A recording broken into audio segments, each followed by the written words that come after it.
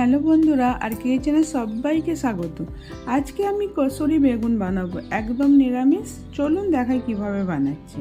এখানে আমি 250 গ্রাম ছোট বেগুন নিয়েছি।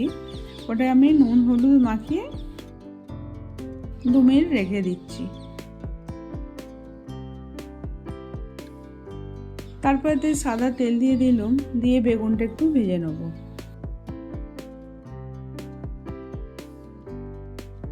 একটু লাল করে ভেজে নিতে হবে। ভাজা হয়ে গেছে, এবার আমি তুলে নিচ্ছি। এবার একটা পেস্ট বানাচ্ছি। তিল 1 চামচ, 6-7টা কাঠবাদাম, একটা টমেটো, ধনে পাতার ডাঁটি আর 2টো কাঁচা লঙ্কা একটু জল দিয়ে পেস্ট বানিয়ে নিচ্ছি। তারপরে দিচ্ছি তেলেতে জিরে, তেজপাতা আর হিং। একটু ফোড়ন দেওয়ার পরেতে একটু লাল হয়ে গেলে পেস্টটা দিয়ে একটু কষে নেব।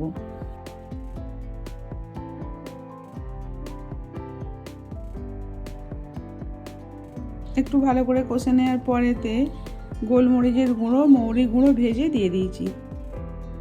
হলুদ গুঁড়ো দিয়ে দিলাম, লঙ্কা গুঁড়ো 1/2 চামচ দিয়ে ভালো করে কষে নিতে হবে।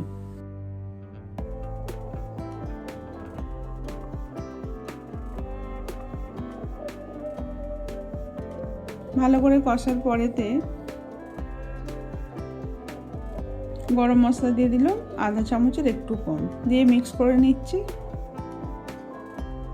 অল্প একটু জল দিয়ে ভালো করে মিক্স করে নিতে হবে।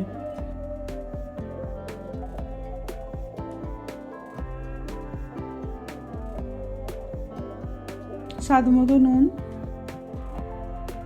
তারপরে কসুরি মেথি দিয়ে দিচ্ছি, দিয়ে ভালো করে মিক্স করে নিয়ে পরিমাণ মতন জল দিয়ে দিলাম। জলটা দিয়ে একটু ফুটিয়ে নিতে হবে 2 মিনিট। তারপরে বেগুন ভাজাগুলো দিয়ে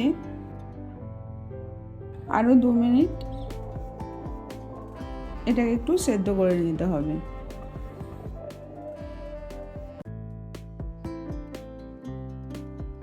এটা রুটি, পরোটা, ভাত সবার সাথেই ভালো লাগবে।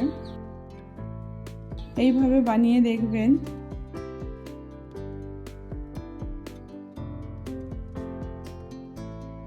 হয়ে গেল, আমি এবার নামিয়ে এটা প্লেটে নিয়ে নিচ্ছি।